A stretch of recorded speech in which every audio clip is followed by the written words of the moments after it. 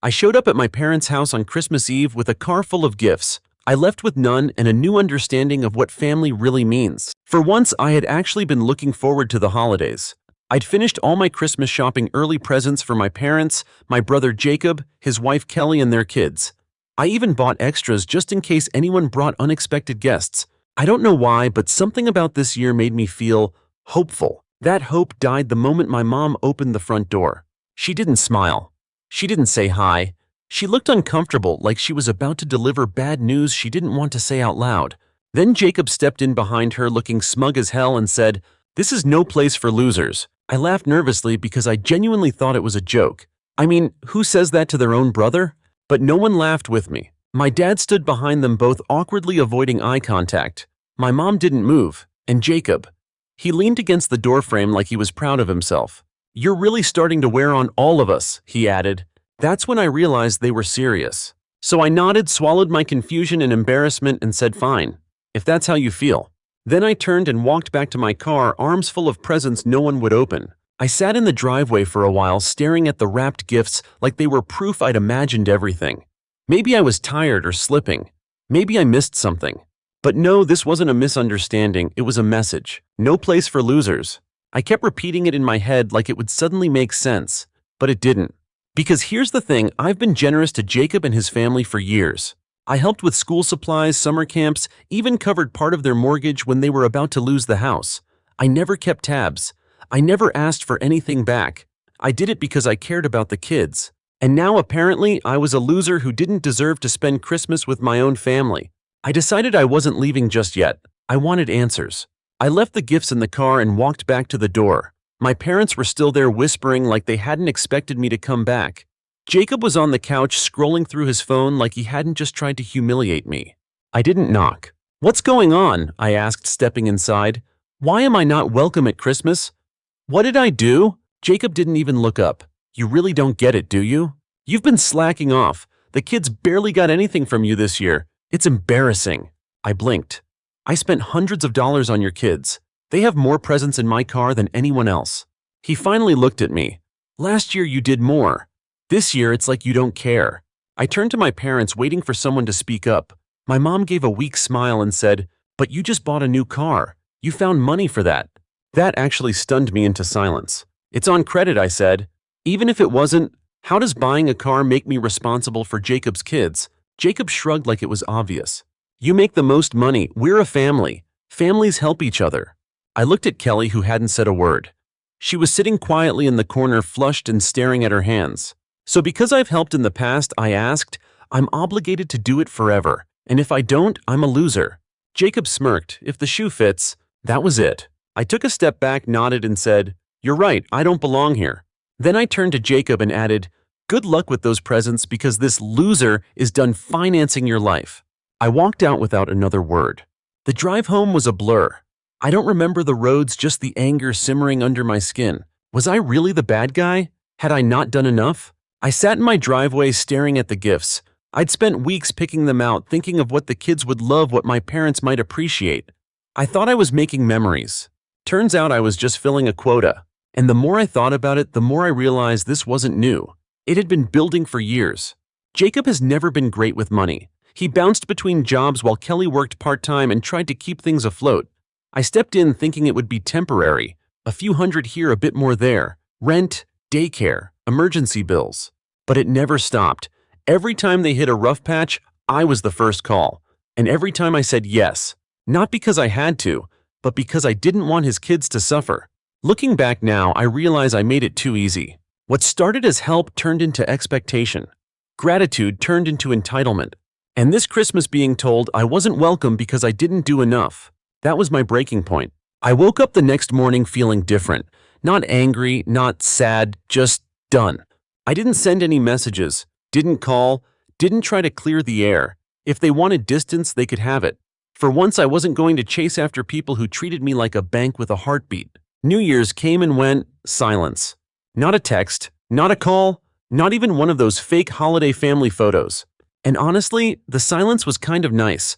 For the first time in years, I had no obligations, no guilt, no pretending everything was fine when it clearly wasn't.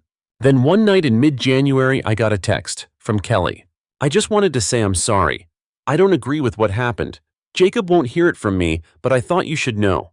I stared at the message for a long time. Part of me appreciated it. Part of me wanted to ask, then why didn't you speak up that night? But I didn't say that. I appreciate it, Kelly, but this isn't something I can just move on from. She didn't push, and I didn't need her to. Some wounds don't need to be reopened, they need to be left alone so they can finally start healing. Then came February, and Jacob came knocking literally. I was in the middle of a work call when I heard it. At first I ignored it, but it kept going. I opened the door and there he was, disheveled, wild-eyed, and looking more desperate than I'd ever seen him. We need to talk. He didn't wait for an invitation. Just walked in like he owned the place. You need to stop acting like this and start helping out again. I actually laughed. Not because it was funny, because it was unbelievable. Helping out? You mean pay your bills again? Jacob, I told you I'm done. He glared at me. You're the one with the money. Do you know how hard it's been since you cut us off? The kids barely have what they need. Kelly stretched thin. Then maybe you should step up, I snapped. Get a job. Take responsibility. Be a parent. He scoffed like I'd insulted him. You've always helped. Why are you being selfish now? Selfish, I said. You turned our parents against me, called me a loser, banned me from Christmas because I didn't spend enough on your kids, and now you're here begging for more. You've got some nerve. He tried to protest, but I held up my hand. We're done. Don't come back until you figure out how to be an adult. He stormed out without another word. I honestly thought that was the end. I was wrong. 2 days later, I got a call from a number I didn't recognize. Normally, I'd let it go to voicemail, but something told me to answer. Is this Michael? Yeah. Who's this? This is Mark Dawson. I'm a lawyer representing a client concerned about certain financial matters involving your family. A lawyer. My stomach dropped. What kind of financial matters? I can't discuss the details over the phone, but it involves contributions you've made to your brother Jacob and his family. Would you be willing to meet in person? Against my better judgment, I said yes. The next day, I sat across from a man in a charcoal suit who slid a folder across his desk like it was nothing. The client I'm representing, he said, is Kelly. I blinked. Wait, Kelly? She believes Jacob has been misusing the financial contributions you've made over the years. She suspects he's been funneling money into a separate account without her knowledge and not using it for the family. I opened the folder. Bank statements, receipts, screenshots of text messages, transfers from me to Jacob followed by large withdrawals into an account I'd never seen. Then gambling sites, expensive restaurants, hotel stays. I felt sick. She found this recently, I asked. Mark nodded. She had suspicions but no access to his accounts, until he left some paperwork out. She contacted me shortly after. I sat back in my chair stunned. All those years, all that money, and the whole time Jacob had been playing me. So she doesn't want to press charges? Not at this time. She just wanted you to know so he can't manipulate you again. I let out a bitter laugh. He already tried. Showed up at my house a few days ago demanding help. Mark gave me a knowing look. That matches what she said. He's feeling the pressure, and if what we suspect is true, he may be in deeper trouble than he's letting on. I left the office with a swirling mix of emotions, anger, betrayal, guilt, but underneath it all, a strange sense of peace. For the first time, I finally knew the truth. After the meeting with Kelly's lawyer, everything clicked into place. All the guilt trips, the manipulation, the sudden shift from thank you to you owe us. Jacob had never seen me as a brother. I was just a wallet that talked back. And the second the money stopped, so did the illusion of family. I didn't confront him. I didn't call our parents. I didn't try to explain anything to anyone. I stayed quiet. Let the silence say everything. But silence apparently didn't sit well with Jacob. One night, just as I was about to eat dinner, my phone lit up. Jacob. Against my better judgment, I picked up. You said something to Kelly, didn't you? Excuse me. Don't play dumb. She's been acting weird ever since Christmas. And now she's talking about lawyers, about separation. I couldn't help but laugh. You think I'm the problem here? You lied to her. Hid money. Gambled away support that was meant for your kids. If she's finally done with your crap, that's on you, not me. You don't know what you're talking about. Oh, but I do.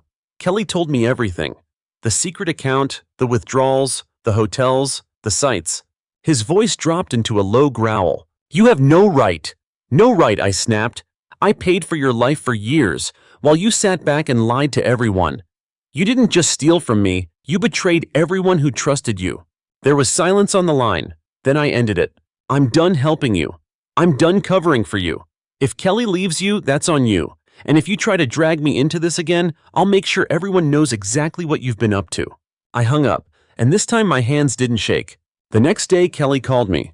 "Did Jacob call you?" "Yeah, he's spiraling. Are you okay?" She hesitated before answering. I confronted him. About the gambling, the account. He admitted some of it, but he's still acting like it's no big deal. "And how do you feel?" "Tired," she said quietly. "Tired of pretending this is normal. Tired of making excuses. The kids deserve better." I felt a strange ache in my chest, relief maybe, or regret, that it took things getting this bad for her to finally see what I'd seen for years. "Whatever you decide, I've got your back." "Thank you," she said. "And I'm sorry for how we treated you. You didn't deserve that. It wasn't everything, but it was enough." Weeks passed. Then one morning I got a text from Kelly. "We're leaving today." I called immediately. She explained everything. Jacob had gone out of town for work, which, let's be honest, probably meant more gambling. While he was gone, she packed everything.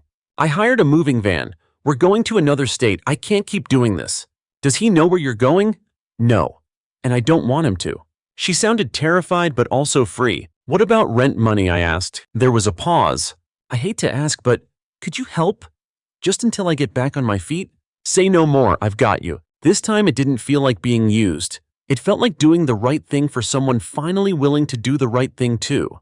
A few days later, Jacob came home to an empty house. Cue the meltdown. He called me, voice shaking with rage. "You turned her against me. You ruined my family. You think you're the hero here." I let him go on for a while, then I said, "Maybe if you spent less time gambling and more time being a husband and a father, your family wouldn't have left." Then I hung up, and I haven't answered a single call from him since. Kelly's doing okay now. She got a steady job. The kids are adjusting to their new school. She texts me every now and then with updates, photos of the kids at the park, her first day at work, her new apartment. She even signed up for a financial planning course. It's not perfect, but it's a start. And as for Jacob, last I heard, he's still telling everyone I stole his family, still blaming me for everything, still broke, still bitter, still refusing to take any responsibility. But here's the thing. That's not my problem anymore. Final thoughts. I didn't get revenge. I didn't expose him to the whole world. I didn't scream. I didn't fight. I just stopped giving. And in the end, that's what unraveled him. Because some people aren't afraid of being hated. They're afraid of being irrelevant. And I made him exactly that. It's been months now since everything happened. Sometimes I still get these moments when I'm driving or just making dinner where I expect my phone to light up with another demand from Jacob. Another guilt trip. Another reminder that for years I existed in our family only as long as I was useful. But the silence, it's become something I treasure. No chaos, no manipulation, no being told I owe people who never once stood up for me when it mattered. Just peace. My parents eventually reached out. A few weeks after Kelly and the kids left, I got a carefully worded text from my mom. "Can we talk? We miss you." I stared at it for a long time. Miss me? Or miss the version of me who never pushed back, who played Santa every Christmas, emergency fund every summer, and scapegoat every time Jacob didn't get his way? I never replied. I think that says enough. I did get some updates though, through cousins, through mutual friends. Jacob's story, of course, is that I stole his family, that Kelly was brainwashed and manipulated and probably sleeping with me seriously, that he was the victim of some elaborate betrayal. But no one's really buying it, especially after Kelly shared her side with proof. Turns out she ended up filing for legal separation and included evidence of financial misconduct in the filing. Bank records, text messages, photos of casino receipts. Jacob tried to fight it, tried to gaslight her into dropping it, but by then she had a support system, a job, a lawyer, and me not as a savior but as backup when she needed it. She didn't waver. One of the most surreal moments came when Kelly sent me a photo one day. Her youngest holding a handmade sign that said, "My mom is my hero." I stared at that photo for a long time, because for years I thought I was helping Jacob's kids, making their lives easier, filling in the gaps. But in truth, I was just covering for their dad while he created the mess. Now their mom is stepping up, owning it, and I get to help in a way that actually matters. Not as the ATM brother, but as a stable, safe person in their lives. I'm not gonna lie, it still hurts sometimes. It hurts that my parents took Jacob's side without asking a single question. It hurts that after all those years of being the responsible one, I was labeled the problem because I stopped pouring into a black hole. It hurts that I was cropped out of a holiday, not just physically but emotionally, symbolically. They didn't say we disagree. They said you don't belong. And they meant it. But now I finally believe them. And I'm okay with that. I still have the Christmas gifts. They've been sitting in my storage closet since December, still wrapped, still tagged with names that don't feel like family anymore. I thought about donating them, giving them away. But somehow I couldn't. Not yet. Maybe I needed the reminder of how far I'd come, of how it felt to finally say no, to choose myself. Or maybe I'm just not ready to unbox that version of me again, the one who kept giving, hoping one day they'd see me as more than a utility. A few weeks ago, Kelly asked me something. Do you regret helping us for so long? It caught me off guard. But after thinking about it, I said this. No, I regret not stopping sooner, because helping someone isn't wrong, but enabling them to stay broken, that's not kindness, that's complicity. And I was done being complicit in Jacob's delusions. The best part? I've started to feel like myself again. I got back into hobbies I hadn't touched in years, photography, running, cooking actual meals instead of takeout every night. I stopped checking my phone obsessively. I even took a solo trip for the first time in over a decade. No itinerary, just me, the open road, and a playlist that didn't include guilt-tripping voicemails. I saw sunsets, slept in, forgot what day it was, and for the first time in a long time I felt free. If there's a moral here, it's this. Sometimes the loudest act of love is walking away. Sometimes the strongest thing you can do for someone isn't helping them, but forcing them to help themselves. And sometimes the most brutal truth is this. Family is not always who shares your name. It's who shows up without keeping score. I don't know if Jacob will ever change. I don't know if my parents will ever see the full picture or want to. But I do know one thing. I am no longer the loser in this story.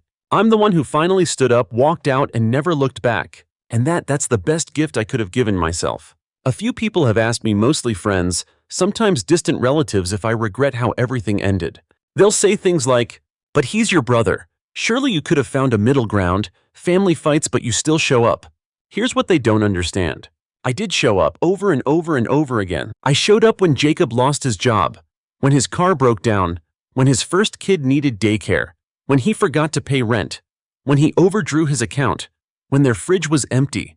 I showed up when he didn't ask, and more times when he didn't say thank you. But the second I stopped, I was disposable. I don't regret drawing the line. What I do regret is how long I tolerated being erased in slow motion. See, financial abuse doesn't always look like someone stealing from your wallet. Sometimes it looks like people convincing you that your worth is tied to how much you give them. Sometimes it sounds like, but you make more than us. You used to help, what changed? It's embarrassing when you don't pitch in. You bought yourself a new car, but you can't buy our kids shoes. Sometimes it wears a smile, sometimes it hides behind family photos. But it's still exploitation, dressed up as obligation. Kelly and I still talk occasionally.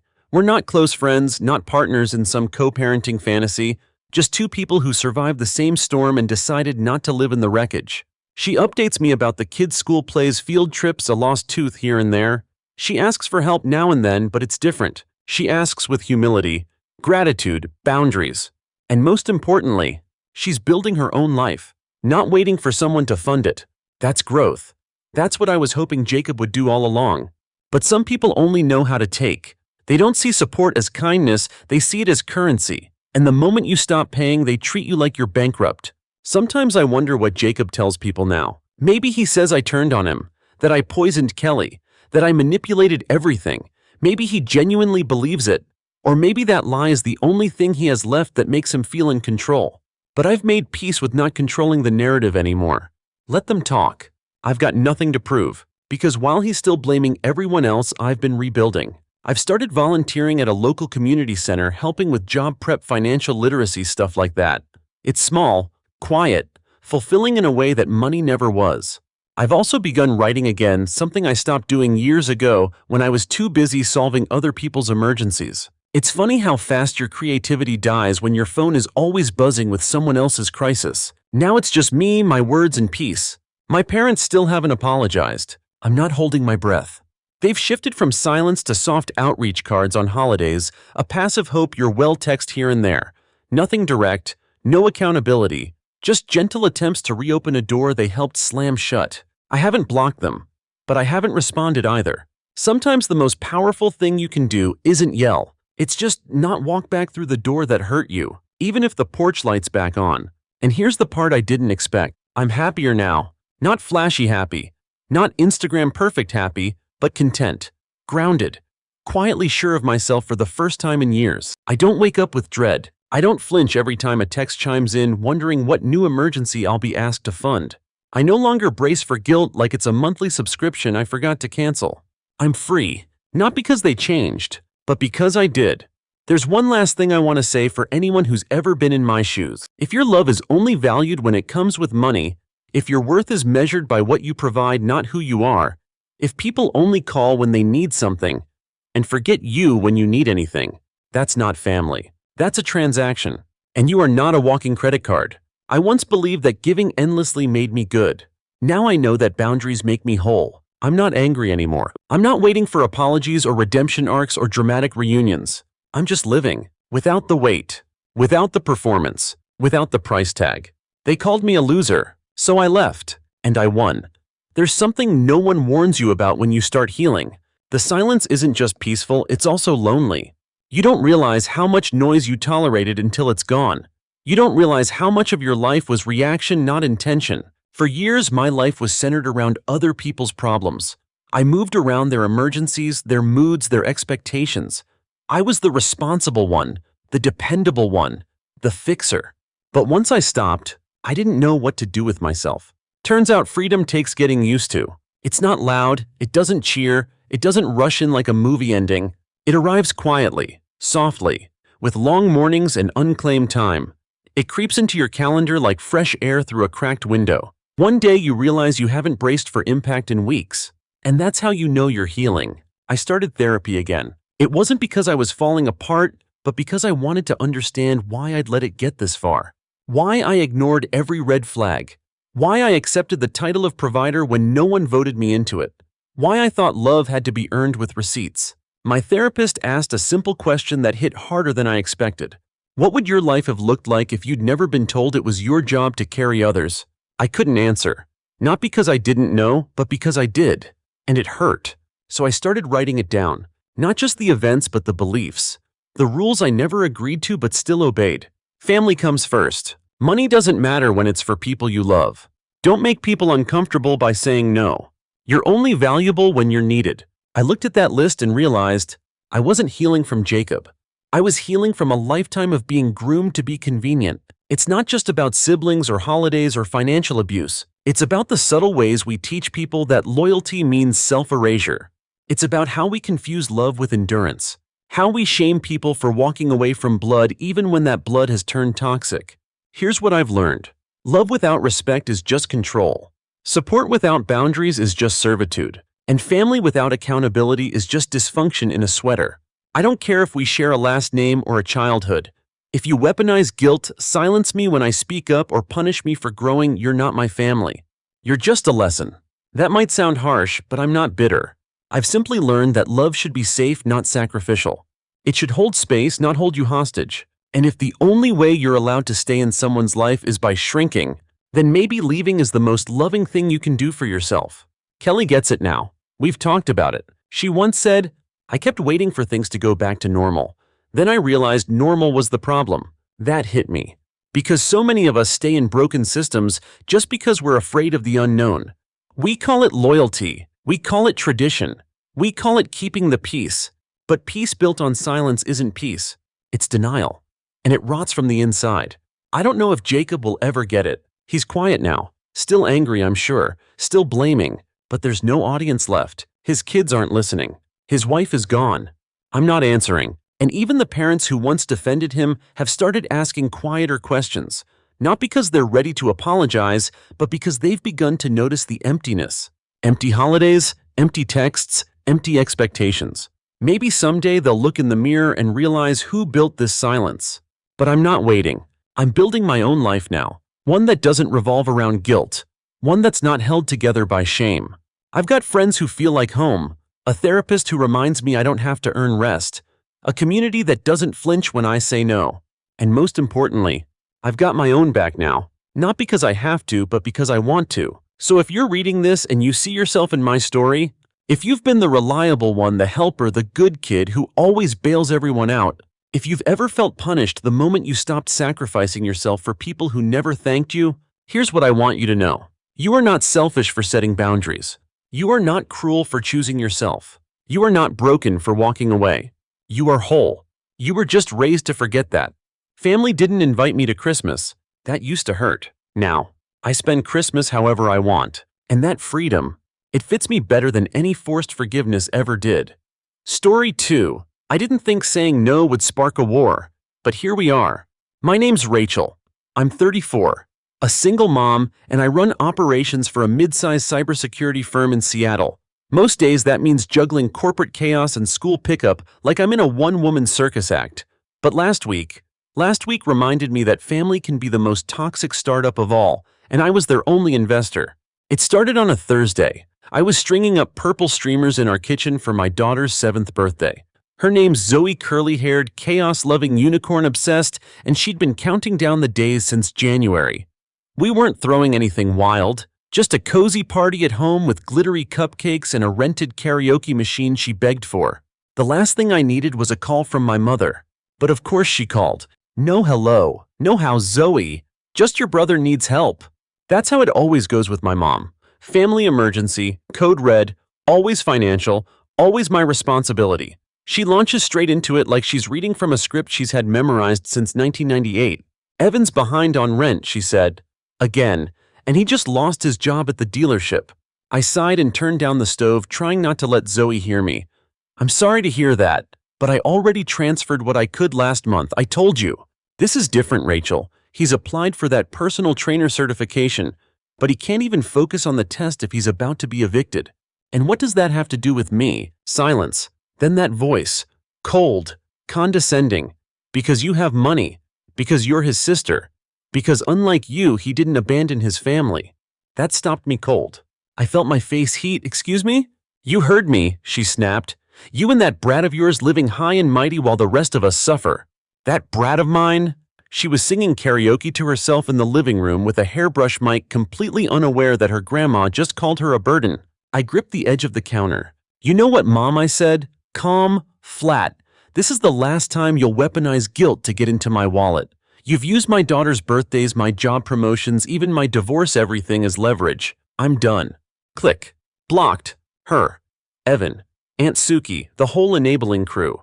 That Saturday, Zoe's birthday was everything she dreamed of. Glow-in-the-dark balloons, cake pops, princess karaoke. I didn't even think about Mom. Until I heard the buzzer. Someone named Judith's at the gate, the security guard said. Says she's your mother. She's not on the list. She's not leaving. I peeked out through the peephole.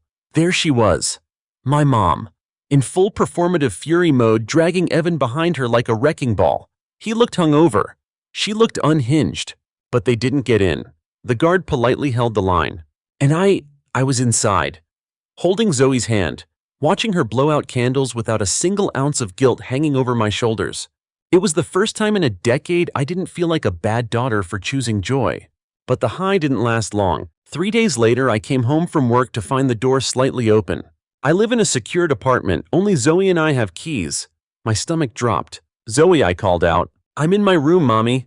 I exhaled, rushed inside, and there he was. Evan. Feet on my coffee table, eating cold noodles from my leftovers, watching a game on my TV like it was his living room. You still keep your spare key under the planter, he smirked. Some things never change. I was speechless. You broke into my place. Broke in? He laughed. It's family. Chill. I snapped. Get out. He took another bite. Mom said you were being dramatic. I figured I'd come clear the air. By trespassing. By reminding you that you're not better than us just because you landed some corporate gig. We're still your family. You want to talk about family? Let's talk about how you disappeared for 5 years, then reappeared with a sob story and your hand out. He stood up slowly, towering over me, face unreadable. You wouldn't have made it through that divorce without Mom. She watched Zoe, didn't she? For a total of 3 weeks, and she never let me forget it. She kept us together. She kept you dependent. He stared. Cold. You think that job makes you invincible? That kid of yours makes you superior. My voice cracked from the fury I was holding back. You do not get to insult my daughter. That's when Zoe peeked out from the hallway. Uncle Evan? Go back to your room, sweetheart, I said gently. Evan sighed like I was overreacting. You're going to regret this, Rach. One day you're going to need us. No, I said. You need me, and I'm finally done letting you. He left, finally. And that night I changed every lock. But that wasn't the end. Because people like my family don't know how to disappear. They only know how to escalate. The next week I got a group text from Mom. Just one sentence. Family dinner. Sunday 6 p.m. Bring dessert. No apology, no acknowledgement, just an order. So I went. I had something to say, and I wanted them to look me in the eye when I said it. When I walked into my parents' house, it was like walking into a stage set. Mom in pearls, Evan in his usual track jacket, Aunt Suki playing victim in the corner. Rachel, my mother, said as if nothing had happened, "We were just talking about Evan's business plan. He's decided to launch a fitness coaching platform.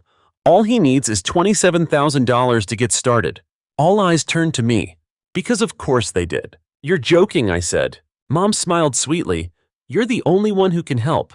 I didn't scream, I didn't flip the table. I just said, "When's the last time any of you helped me?" Silence. "You babysat Zoe for a month and held it over me for 6 years. You guilt-tripped me out of birthday parties. You drained my savings and called it supporting the family. And when I stopped paying, you called me selfish." Aunt Suki gasped. "We only ever loved you." "You loved access," I corrected, "to my account, my car, my time, not me." Mom's smile cracked. "You sound just like that brat of yours." Entitled. That was it. I stood up, pulled out my phone, opened my banking app, pressed a button. Transfers canceled, cards frozen, access revoked. I looked at them one by one. "You're officially cut off." Mom lunged forward. "You can't mean that." "I do." "You're nothing without us," Evan growled. "No," I said, opening the front door behind me. "You're nothing without me." And then I left. But believe me, this wasn't the end. It was just the first punch. 12 days. That's how long it took for the silence to start feeling like freedom. 12 days since I blocked them, froze the cash pipeline, and walked out of that suffocating dinner with my head held high. 12 days of peace. Until the siege began. First came the voicemails. Long, rambling guilt trips disguised as concern. "Rachel, honey, you've made your point. But Evan's really struggling. He needs a win. He's your brother. How can you be so cold?" Then came the texts. "You're better than this. This is going to be on your conscience if he gets evicted. Zoe deserves to know her family." I didn't reply. I wasn't angry. I was clear. They'd spent years siphoning off my time, my money, and my peace, and the minute I turned off the tap, they acted like I'd burned the house down. But the truth? It was already burning. I'd just stopped handing them gasoline. While they spiraled, I built. Quietly, strategically. See, what no one knew, not even my closest friends, was that I'd been working on something behind the scenes. A platform called Code Mom. A passion project I shelved years ago when life got too loud. It was designed to help single mothers in tech, legal aid, daycare stipends, mental health resources, the works. 12 days of silence gave me space to finish the prototype. 2 weeks later, I pitched it, and within 48 hours, I had my first investor. Apparently, when you stop playing emotional mule for your family, you have time to chase actual dreams. But Karma, she has a dark sense of humor. Because the same week I launched Code Mom, I got a call from a real estate agency offering office space for our nonprofit pilot. Guess what building they managed? Yup, the same complex my parents had lived in for 18 years. Turns out the management company had recently changed hands, and one of their new equity partners was a fund that my investor had just acquired. So through a maze of LLCs and acquisition paperwork, I now owned 19% of the company that controlled their lease terms. No petty moves, no threats. Just a quiet meeting with the board, a revised lease, a tripled deposit, a new policy: all tenants must be current on payments, no exceptions. That Friday, I got a text from the front desk of their building. "Hi Rachel, there's a woman here claiming to be your mother. She's refusing to leave the lobby. Do you want us to involve building security?" I opened the camera feed, and there they were. My mother and Evan, both dressed like they thought a public tantrum would earn sympathy points. She was waving her arms, yelling into her phone. He stood behind her like a petulant teenager wearing a shirt I bought him 2 Christmases ago. I watched for a moment, not with glee, not with cruelty, just confirmation. This was the result of years of choices. Choices they made every time they took and blamed and lied and manipulated. I didn't answer the front desk. I closed the app and went back to reviewing grant applications. But I knew it wasn't over. People like my family don't fade out quietly. They escalate. That Sunday morning, there was a knock at my door. Not the buzzer, an actual knock. Like they thought they could just show up and play nice.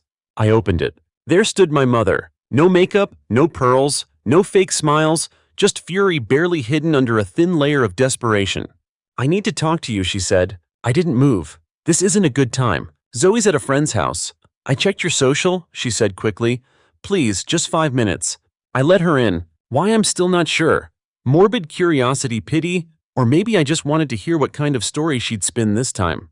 She stood in the entryway like a stranger. This isn't how we were supposed to end up, she said. I stayed silent. We were a family. We helped each other. You helped yourselves. I just footed the bill. That's not fair. No, I said, crossing my arms. What's not fair is being the only one who ever showed up only to be labeled selfish when I finally stopped bleeding out for you. She looked older. Not in the usual way, not the wrinkles or the gray, but smaller, diminished.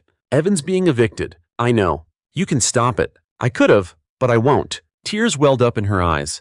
He's your brother. And I'm Zoe's mother. She comes first now. That broke something in her. You're really doing this, she whispered. You're going to sit here and watch us fall apart. I leaned against the wall. I'm not watching, I said. I'm moving on. She left without another word. But I knew she wouldn't be the last to try. A week later, Evan texted me. Mom's in the hospital. Stress, probably. They're keeping her overnight. I didn't reply. An hour later, you won. Happy now. And for a second, just a second, I almost called. Almost. But then I remembered every rent check, every guilt trip voicemail, every time they made me feel like love had to be earned with sacrifice.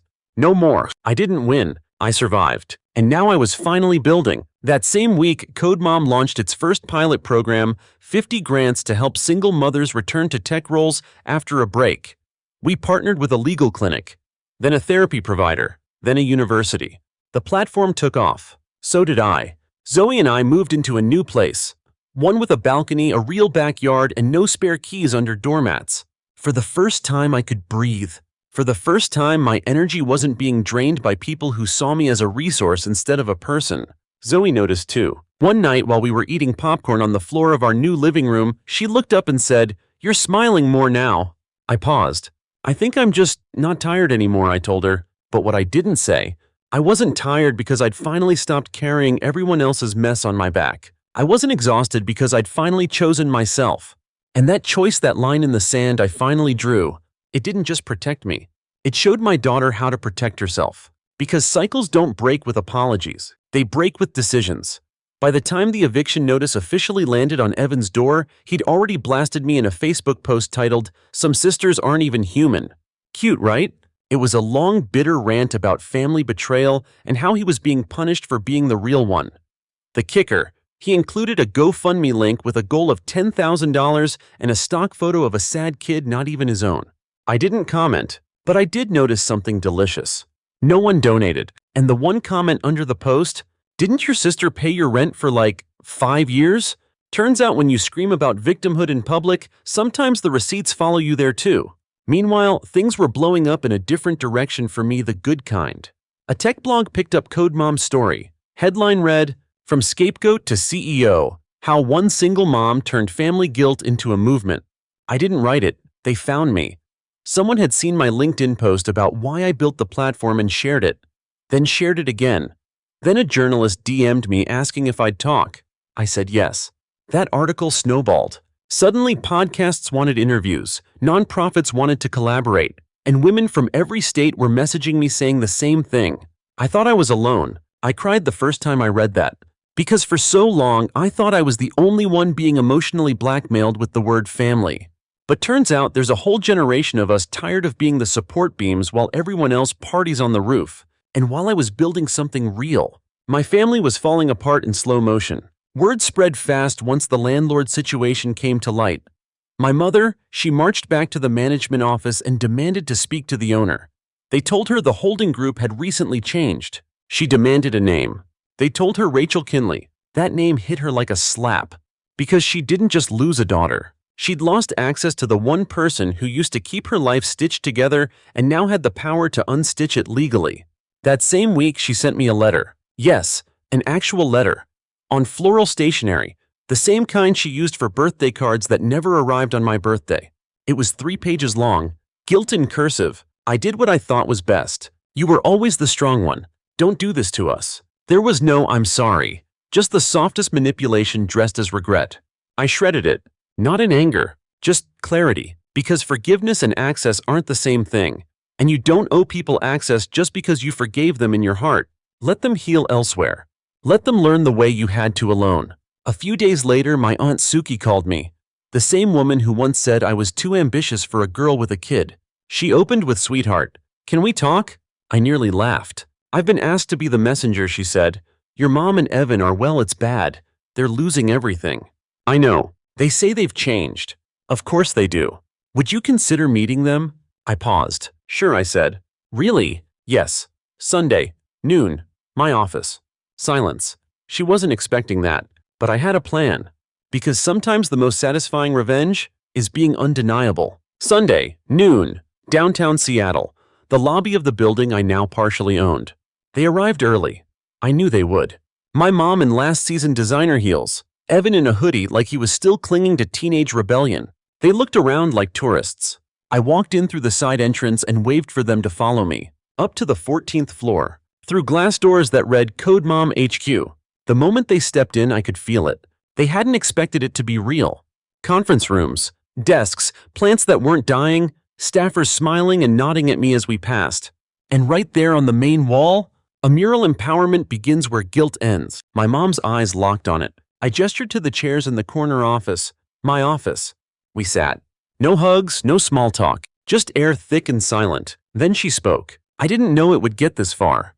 "It didn't get this far," I said. "You pushed it here." Evan leaned forward. "Look, maybe we messed up, but we're still your family." "Exactly," I said. "You're not strangers, which means you knew exactly how to hurt me and did it anyway." He shifted. "So what, this is revenge?" "No," I said simply, "this is clarity." My mom opened her mouth. I raised a hand. "Let me be clear. I'm not here to argue. I'm here to state facts." I opened a folder on the table. Inside, a printout of every transfer, loan, and utility I'd paid in their name over the past 8 years. Labeled, dated, over $137,000. I let that sit. "I gave you everything I had, and when I stopped, you didn't ask why. You just called me selfish." My mom whispered I was scared. "So was I said. "But I didn't weaponize it." I slid the folder back into my bag. Evan's voice cracked. "What do you want from us?" "Nothing," I said. "That's the point."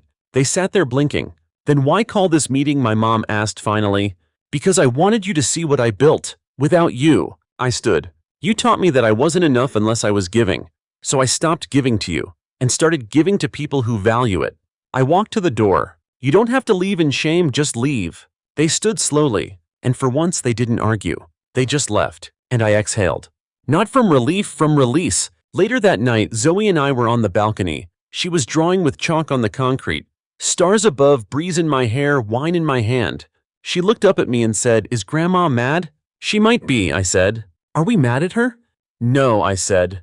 "We're just done trying to fix people who don't want to be fixed." She nodded like that made perfect sense, then asked, "Can I have sprinkles on my popcorn?" "Absolutely." We watched the city lights flicker. I wasn't just surviving anymore. I was living. On my terms. In my own name. It's strange how silence changes shape. Before, silence meant tension, like the stillness before an argument or the ache of a phone that never rings. Now, it's peace. It's Zoe laughing in the background as I stir pancake batter. It's walking into my home without wondering who's waiting to ask for something. It's the weight I didn't realize I'd been carrying, finally gone. It's been 6 months since that last meeting. 6 months since I said goodbye without a single tear. 6 months of no calls, no texts, just space. I didn't block them this time. I didn't have to. Sometimes the most powerful boundary is indifference. And in that space, I've built more than I ever thought I could. Code Mom is now in 4 cities. We've given over 400 grants. I've spoken on panels, met senators, partnered with global brands. It's surreal. But it's not the applause that fuels me. It's the messages. From women like me. "Your story helped me say no for the first time. I finally filed for custody. I stopped apologizing to people who never showed up. They write like they're confessing. Like they're finally breathing after holding it in for years." And every time I read one, I think of Zoe. Of the future I'm building not just for her, but through her. She won't grow up thinking love is earned through pain. She'll know love as presence, as safety, as choice. Her birthday rolled around again.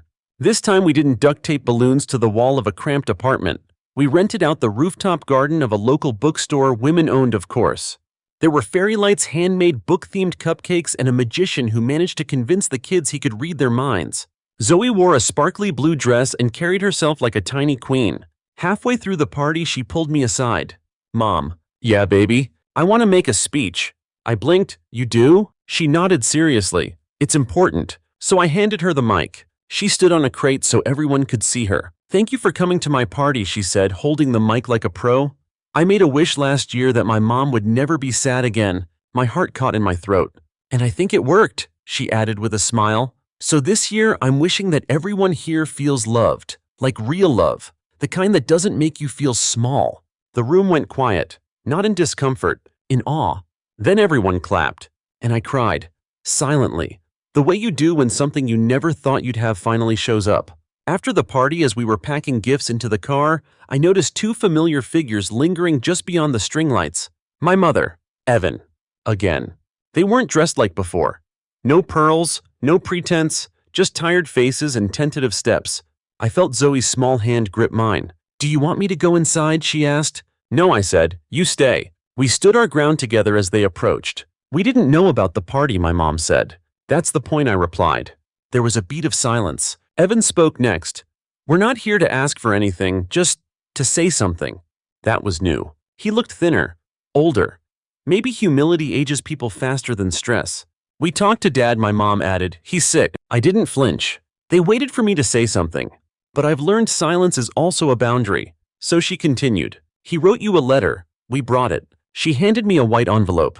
No name, just folded clean. I didn't open it. Not right then. "Whatever's in there," I said, "won't change the past." "We know," Evan said quietly, "but maybe it could help with the future." I looked at them both, not with anger, not even pity, with acceptance. "This is where I am now," I said, gesturing around us. "If you want to know me, you'll have to start from here, not drag me back there." They nodded. "And Zoe, she gets to decide. I won't force her to love anyone, including you." My mom's eyes shimmered. "Fair." I nodded. "Thank you for coming. You can go now." It wasn't rude, it was closure. They left. And I exhaled. Not with bitterness. With finality. That night I opened the letter. It wasn't long. Just a few lines in my father's shaky handwriting. "You were always the one I counted on. I never said thank you. I should have. I'm sorry." I didn't cry. I didn't smile. I just folded it again, placed it in Zoe's keepsake box, and whispered to the universe, "I forgive you, but I'm still moving forward." A week later, I was standing on stage at a conference called Women Who Reclaimed. There were hundreds of people in the audience. Bright lights, a camera crew, a screen behind me with my name and a tagline that read, "Breaking Cycles, Building Legacies." I took a breath and told the truth. About the guilt. About the lies wrapped in "You're our only hope." About the birthday I almost canceled because someone decided my daughter's joy was optional. And how that moment, that one quiet no, saved my life. I thought being a good daughter meant sacrificing myself, I said. Now I know being a good mother means showing my child how to never do that. The room erupted. But I didn't stand there for applause. I stood for every woman watching who needed permission. To say no. To walk away. To stop saving people who never learned how to swim because they always had you to cling to. After the talk, a young woman came up to me. Tears in her eyes, hands trembling. "I left my parents last month," she whispered. "They told me I was selfish." I nodded. "They'll call you that," I said, "because selfish is what people say when they can't use you anymore." She laughed through her tears. "How did you survive it?" "I didn't," I said. "I ended it." She hugged me like I was a lighthouse. And maybe I was. Maybe that's what happens when you stop drowning for others, you become a shore for someone else. Back home that evening, Zoe curled up beside me. "Do you think Grandma and Uncle Evan are better now?" she asked. "I think they're trying." "Will they come back?" "Maybe," I said, "but only if it doesn't cost us." She nodded. "Do you miss them?" I paused. "I miss what I hoped they'd be, but I don't miss who they were." She seemed to understand. Then she asked, "Do you think I'll be like you when I grow up?" I smiled. "No," I said. "You'll be better, because you won't have to unlearn what I did." She laid her head on my arm, and I realized this was the legacy. Not forgiveness, not revenge, but protection. A cycle broken, not passed down. Peace not just achieved, but modeled. And finally, story 3. They told me to sit on the floor. Not welcome, not glad you made it, not even a half-hearted hug, just you can grab a spot near the laundry room. It was Easter brunch at the Reed's place, my husband's family. I was still in the doorway holding the lemon tart I baked at 2 a.m. like an idiot. Not because anyone asked me to bring dessert, oh no. Heaven forbid I show up empty-handed to their precious curated gathering. I wore a floral dress I didn't even like, curled my hair, did soft makeup, all to be told to sit on the damn floor. Brittany, my husband's cousin, had the audacity to laugh. "We didn't plan for plus ones," she said, sipping a mimosa like she was narrating a lifestyle blog. "I'm not a plus one," I replied, forcing a smile. "I'm Ethan's wife." She didn't blink. "Still, you weren't on the RSVP. At that moment, I realized something that I'd been too polite to admit for 5 whole years. They didn't see me as family. Not now, not ever. And I had receipts, literal receipts. The folder in my tote bag felt like it weighed 20 pounds. But I didn't go nuclear right away. No, I walked in calmly, still holding my pie. "Where should I put this?" I asked Ethan's sister Jenna, who barely looked up from arranging deviled eggs. She gestured vaguely toward the back. "There's a snack overflow table near the laundry. Watch out though, Shadow peed there earlier." I froze. "Shadow, the dog," she said, grinning. "Don't worry, I wiped it up." Right. Nothing says welcome like dog pee and folding chairs. I placed the tart down carefully like it still deserved some dignity. Then I scanned the room. Ethan was chatting with his uncle like I didn't exist. I wanted to scream, but I didn't, because that's not what gets their attention. You know what does? Paperwork. 5 hours before that disaster of a brunch, I stood in our bathroom staring at myself in the mirror, wondering if I was overreacting. "Don't take it personally," Ethan had said the night before. "It's just how they do things." That line again, every single time. I was the wife, not a seasonal intern. Yet somehow I was always at the folding table helping prep, clean, pay, and never quite belonging. It started small. Always does. At our wedding, I overheard his mother whisper, "She's not really our kind of people." His aunt responded, "Maybe Ethan's just going through a phase." I smiled through it. When Ethan lost his job during COVID, I picked up extra work, freelanced my butt off, paid our mortgage, and still showed up with wine to every family dinner. When Uncle Mike's catering business went under, guess who co-signed the emergency loan? Spoiler, not Ethan. When Brittany needed a job, I got her an interview at my company. She skipped it, then laughed about it over dinner, saying she could never work under my control freak energy. I was the problem. Always too much, too giving, too eager. I thought if I just give more, they'll see me, so I gave. Christmas, I bought all the kids iPads and books. Everyone else tossed them $10 Target gift cards. When Ethan's mom got behind on her credit card, I paid it off, let her tell everyone she figured it out. When his sister wanted to renovate her bathroom, I chipped in for the contractor deposit, because no one else could or would. And they called me intense, overbearing, dramatic, but they never called me family. Last Thanksgiving, they literally sat me at the kids' table. My name tag read Olivia, Ethan's wife. Not just Olivia, not daughter-in-law, not family, a title, a placeholder. That night I asked Ethan, "Do they even like me?" He rolled over in bed and said, "They're just used to certain traditions. Don't take it personally." So I baked the tart, I ironed the stupid floral dress, I curled my hair and packed gifts for the kids. But I also packed the envelope, just in case. Back at brunch, I watched them laugh and clink glasses like I wasn't there. That's when something inside me snapped. I walked to the main table, heels echoing through the silence like war drums. Brittany looked up and said, "Hey, you okay?" Her smile was too bright, too fake. I reached into my bag and placed a thick envelope between the deviled eggs and the glazed ham. "What's that?" she asked. I didn't answer. I just turned, walked to the door, and said over my shoulder, "Something you didn't plan for. But maybe you'll find room for it on the floor." Then I left. Not a slam door kind of exit, just quiet, deliberate steps out the front door and down the stone path to my car.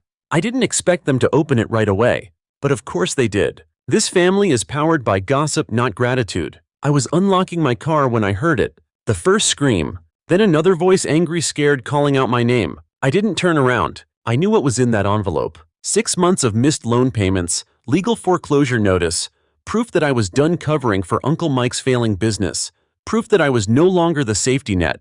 I had co-signed, I had warned him. But when I asked him to make a payment plan, you know what he said? "We're family. You wouldn't do that to us." Guess what, Mike? I would.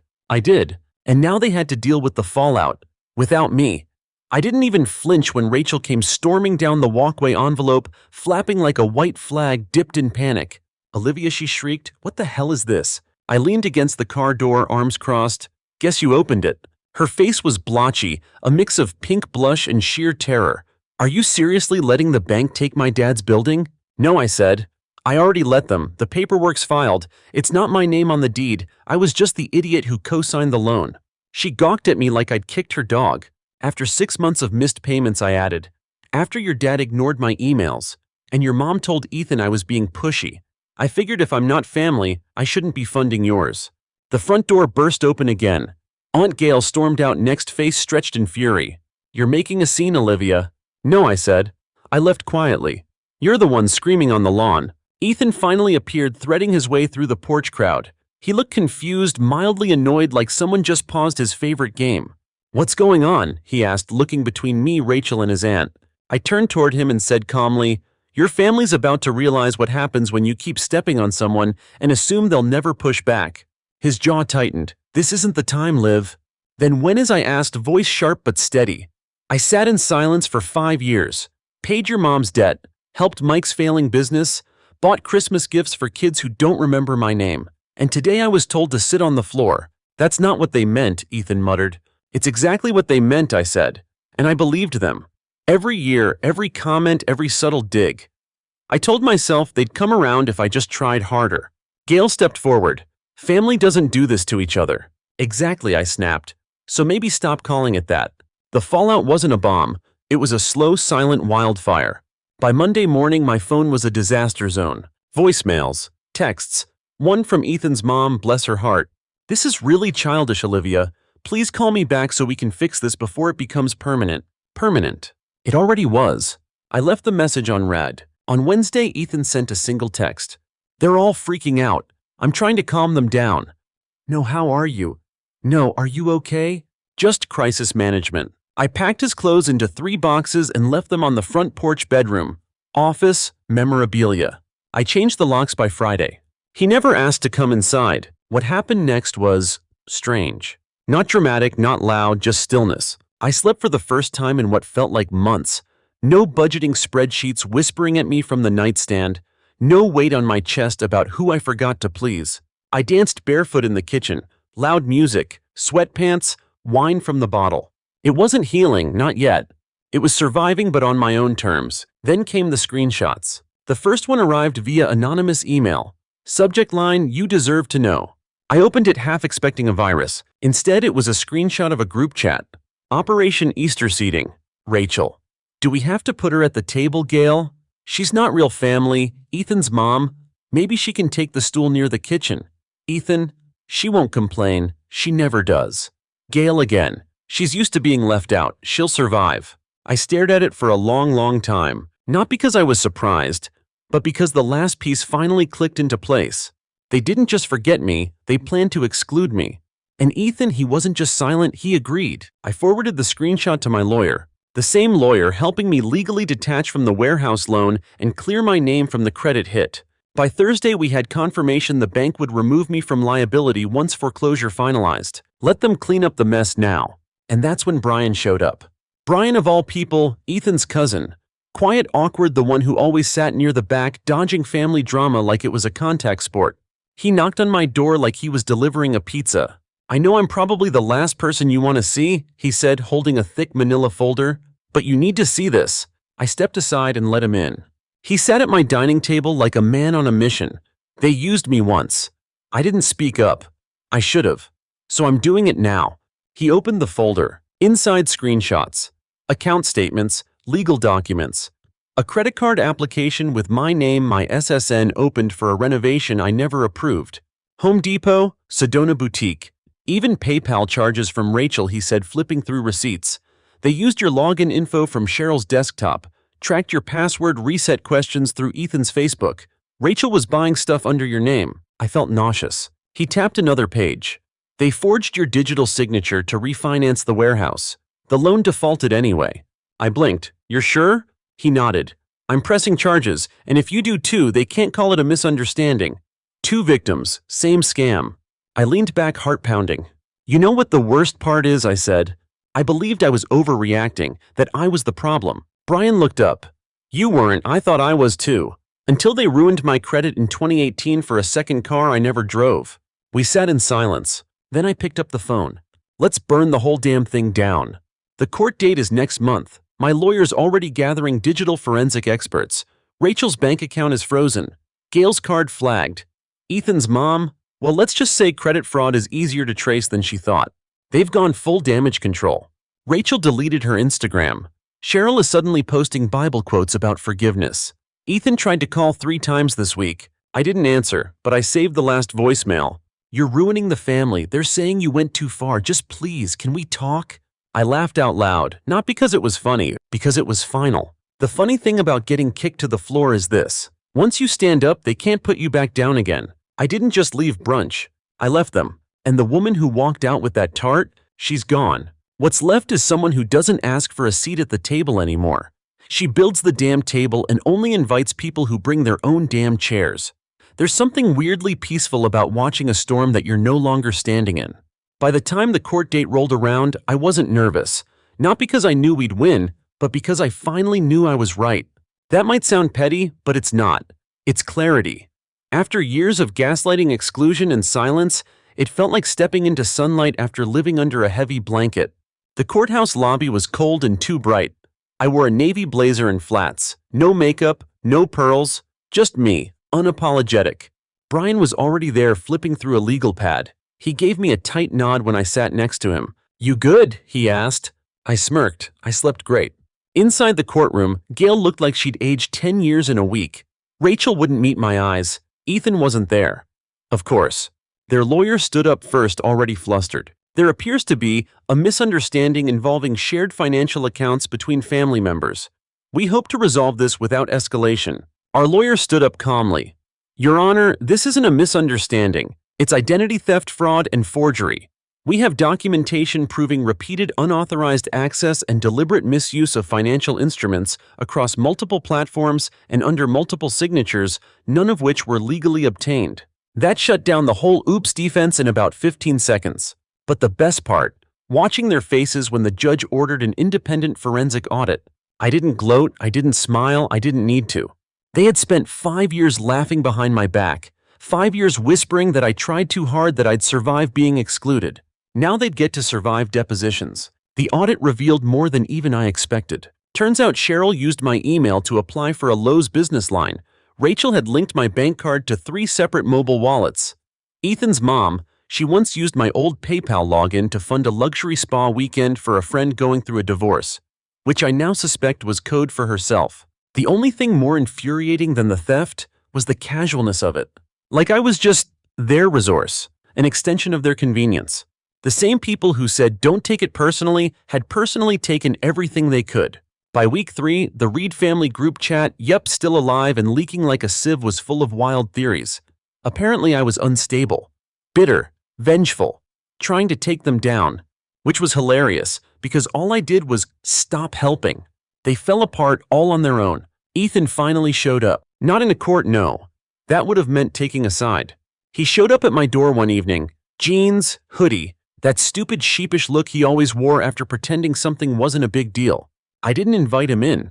He stood on the porch, hands jammed in his pockets.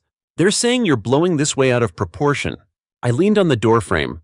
Are they which part using my identity to open credit cards or seating me next to a laundry basket? He flinched.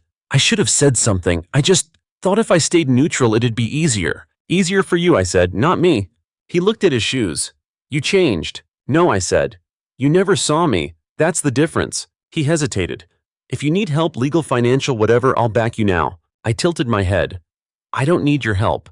I needed your presence. Years ago. He didn't argue. He just nodded slowly. Then I shut the door. Not with anger, with peace. Meanwhile, Brian and I kept moving. We signed off on a joint civil complaint, filed fraud charges, froze every account we could, launched a formal IRS tip about Rachel's shady payment history. Turns out when you commit identity theft and dodge taxes, karma speeds up. The best part? Watching the group that used to mock my lemon tarts now scramble to claim they were victims too. Gail started an email chain. We've all made mistakes. Let's resolve this privately as a family. Brian responded, that would have worked before you stole from us. I added, if I'm not family enough for a chair, I'm not family enough for forgiveness. And just like that, the silence came. But this time it wasn't isolating. It was freeing. No more wondering if I was being dramatic. No more performing emotional gymnastics to earn half smiles from people who only wanted my credit score. No more trying to decode microaggressions dressed up as brunch invites. I was done. And slowly something even more surprising began to happen. Support from the edges. Jenna, Ethan's cousin's wife, DM'd me out of nowhere. I just wanted to say thank you. You standing up gave the rest of us a roadmap. Brian cut them off. We're moving. I can breathe again. A week later, a card arrived in the mail. No return address. Just a simple note. You were never the problem. I'm sorry I didn't speak up. I knew who it was. Sarah, Ethan's cousin's girlfriend. The one who always looked anxious at family events. Who never spoke unless asked. Who used to slip me extra napkins or whisper compliments when no one else was listening. One sentence changed everything. I was never the problem. It hit like a wave, not sadness, not triumph, just release. A few weeks later, I bumped into Ethan at the grocery store. Frozen food aisle, him holding a bag of chicken nuggets and looking like he hadn't slept. Liv, he said, startled, you look different. I glanced down at my cart, wine, face masks, 3 different kinds of cheese. Yeah, turns out being left out makes room for a lot more self-care. He laughed weakly. Cheryl's freaking out. Rachel might lose her car. Gail's considering bankruptcy. I shrugged. They'll survive? You said so yourself. I always do. He sighed. You were right. I should have stood up for you. No, I corrected. You should have stood with me. He looked like he wanted to say more, but I didn't give him the space. I turned away. Take care, Ethan. And just like that, the man who once defined my world became a stranger in the frozen aisle. It's been 2 months since that day. The case is ongoing, but my credit is restored. My accounts are locked down. I even got a new bank with 2-step authentication and a neon reminder that I am not a doormat in heels. I freelance full-time now, on my terms. I wake up when I want, take walks, drink coffee without needing to prove my worth through spreadsheets or RSVP lists.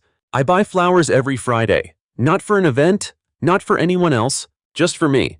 Because I no longer wait for permission to feel good. Because I don't bake tarts for people who make me sit on the floor. Because I finally remembered who I was before the catering payments, the co-signed loans, the sacrifice. And I'm not her anymore. 3 days later, the Reed family did what all guilty people do when they run out of legal options. They launched a group smear campaign on social media. Cheryl's post read, "Family means forgiveness even when someone you love turns their back on you. Please pray for healing." Rachel shared a screenshot of the court paperwork, cropped of course, claiming miscommunication and that nobody's perfect. And Ethan. He finally found his voice to play the victim. It's hard watching someone you care about become so angry. I just wanted peace. I didn't respond. Because peace doesn't come from silence. It comes from truth. And they'd finally met it in a courtroom under oath with paper trails and timestamps. The weirdest part? The flood of quiet messages from the outskirts. People I barely remembered. One of Ethan's nieces sent me a DM. I used the iPad you got me to finish my college apps. I got into UCLA. I'm sorry they treated you like that. Then came Brittany's ex-boyfriend of all people. Not gonna lie, watching you torch that family from the outside was like a Netflix limited series. Respect. And finally, Jenna again. We moved. New state. New jobs. I sleep better now. Thank you for going first. That one hit the hardest. Because it meant something I hadn't dared believe. This wasn't just about me anymore. I lit the match, but I wasn't the only one choking on the smoke. I didn't expect to run into Ethan again, but life has a twisted sense of humor. I was in line at the pharmacy, holding allergy meds and a new lipstick I didn't need when I saw him ahead of me. He turned around, startled. Liv. I offered a neutral nod. Ethan. You look... He trailed off. Free, I offered. He half smiled. Yeah, that. He hesitated. They're still spiraling, you know? Rachel had to sell her car. Cheryl's blaming everyone. I raised an eyebrow. Except the people who actually did it. He shrugged helplessly. It's easier for them to blame the explosion than face the match. I tilted my head. That's poetic. Did you write that in your next Facebook post? He winced. I deserved that. I didn't argue. After a long pause, he asked, Do you ever miss it? The holidays, the family stuff, the noise. I looked him dead in the eye. I miss the version of me who believed it was real. Then I paid for my lipstick and walked out. My life now, it's quieter, but fuller. I wake up with sunlight on my face instead of panic in my chest. I bought new furniture, neutral tones, soft blankets, plants I remembered to water. I started freelancing full-time consulting for startups, running my own schedule. I even turned down a client once because they were rude on Zoom. That felt good, powerful. I cook when I feel like it. I bake, but only for friends who say thank you. I host dinners at my place where people bring their own wine and clean up afterward. No drama, no hierarchy, no one calculating how much I'm worth based on what I give. I even started dating again. Nothing serious, but kind, respectful people who don't measure affection by silence. I've built a life where I'm not someone's plus one. I'm the whole invitation. Sometimes I reread the group chat screenshots just to remind myself. I used to think that if I was good enough, giving enough, they'd let me in. Now I know. They didn't reject me because I was lacking. They rejected me because I was inconvenient. You can't manipulate someone who sees through you. And the moment I stopped trying to prove my worth, they lost all power. They didn't kick me out. They lost access. I still remember that lemon tart. The one I baked in silence trying to win a chair at a table where I was never truly welcome. I think about that moment, the laughter, the folding chair, the just grab a spot on the floor. And I smile. Because they thought that was the insult. They had no idea it would be my beginning. It's spring now. 1 year later. I planted tulips. They're blooming like hell. Messy, bold, unapologetic. A little like me. Brian and Jenna just had a baby. They sent a picture, named her Grace, asked if I'd be godmother. I said yes, without hesitation. Because family isn't blood. It's who shows up when everything burns down and still hands you a hammer and says, let's rebuild. So no, I didn't ruin their family. I just turned on the lights and walked out of a room that never deserved me. I didn't scream, I didn't beg, I didn't demand they make space. I left. And the girl who used to apologize for taking up space, she's gone. The woman who replaced her, she brings her own chair, and this time she sits at the head of the table.